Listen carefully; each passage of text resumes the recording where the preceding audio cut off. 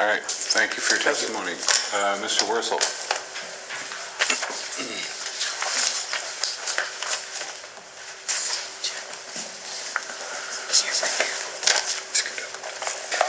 Thank you, Mr. Chairman. Thank you, Senators. My name is Greg Wursel. I'm a practicing lawyer. I was one of the lead plaintiffs in the White case that was decided by the U.S. Supreme Court that was referenced earlier. I was also a lead plaintiff in the successor cases to that, including what is commonly called the White 2 case. And I also have currently pending a case before the 8th Circuit Court of Appeals where we're challenging some of the rules of judicial that were created by the Minnesota Supreme Court that affect judicial elections as unconstitutional.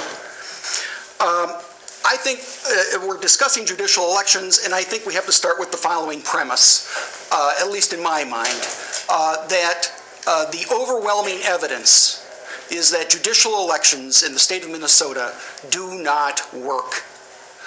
Now, let me give you some reasons I say that. The first is all of you have had that feeling when you go to vote and you turn over that ballot as to who are these people and why should I vote for them. And almost every citizen of this state has that impression. And they don't know who they're voting for or why they're voting for them. That's not an election system that's working. That's an election system that absolutely is not working. Now, what's the impact of this? Let me give you a few numbers. In the last 50 years, not one incumbent judge on the Minnesota Supreme Court has been defeated in an election. 50 years. Since it was created, no incumbent judge has been defeated in an election on the Minnesota Court of Appeals. The Minnesota Court of Appeals was created in 1983, and no incumbent has lost an election. The word incumbent has such tremendous power. That is why we see almost no one run for these positions.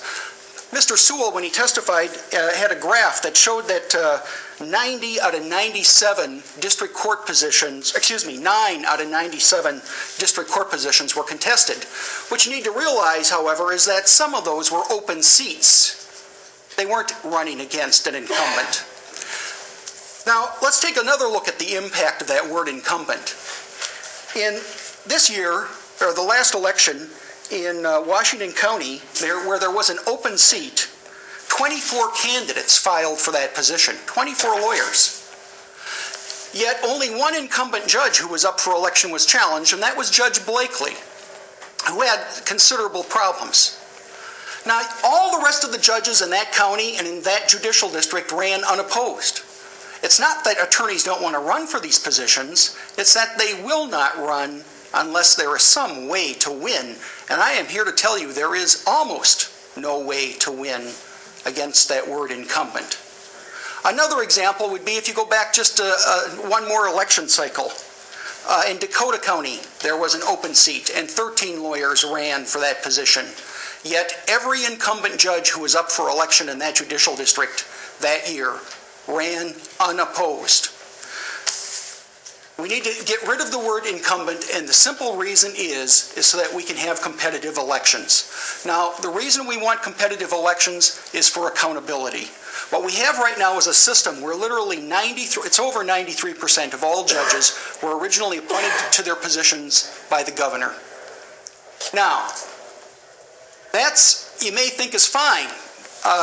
But let me give you an example of why you may not think that's fine. First of all, if you're a member of the Democrat Party, I would like to bring to your attention that there hasn't been, until this year, I think we've been about 30 years without a Democrat governor. So all those appointments that are being made to judicial positions were not Democrat appointments. We have to have some check on that system of appointments. Otherwise, we risk the possibility where a governor is an ideologue and appoints like-minded ideologues to the court, and we will have no effective check. And that's where we're at right now. We have no effective check, and we have that word incumbent. In addition, it's not just ideologues, it's people who don't want to do their jobs. I've practiced law for 30 years. My best guess is we have about 10% of the judges are bad judges. We have some very excellent judges, we have a lot of mediocre judges, but we also have bad judges. And we need a way to get them out. And the only way we can get rid of these people is if we have an election system that works. And this election system does not work. I would like to conclude my remarks with the separation of powers question that was raised earlier.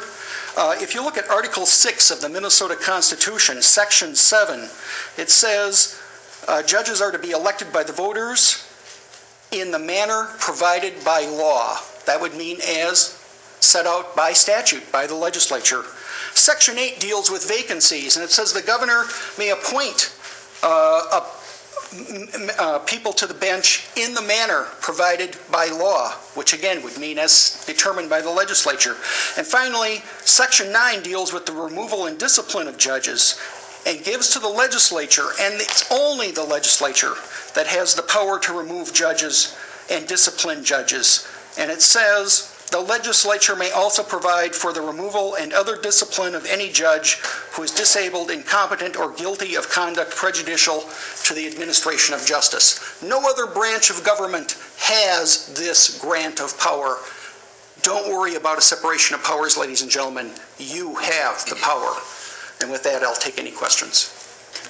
Mr. Wurzel, we know how to decide if a judge is good or not. So if we agree with them, they're good. If we disagree, but Senator Kelash. Yeah, one of the things that your statements make is that the election process doesn't work, but I think what it really is saying is that the current judicial selection process is working and that there's very few judges that need to be replaced, and that when we have the judges that need to be replaced, just like Blakely, as you said, we can get it done. Is it as part of my concern is having a wide open election process means we're going to get a lot more incompetent judges that haven't gone through the selection process or been screened than we have currently that you're talking about. Yeah, and I would estimate that we have probably a good 10% who are incompetent judges. And if you'll agree with me on that, then the only question we have is how to get rid of them. No, give me a method to get rid of them. You missed the question, Mr. Wars. Well, again, I don't buy the premise. You're saying that there's 10% incompetent.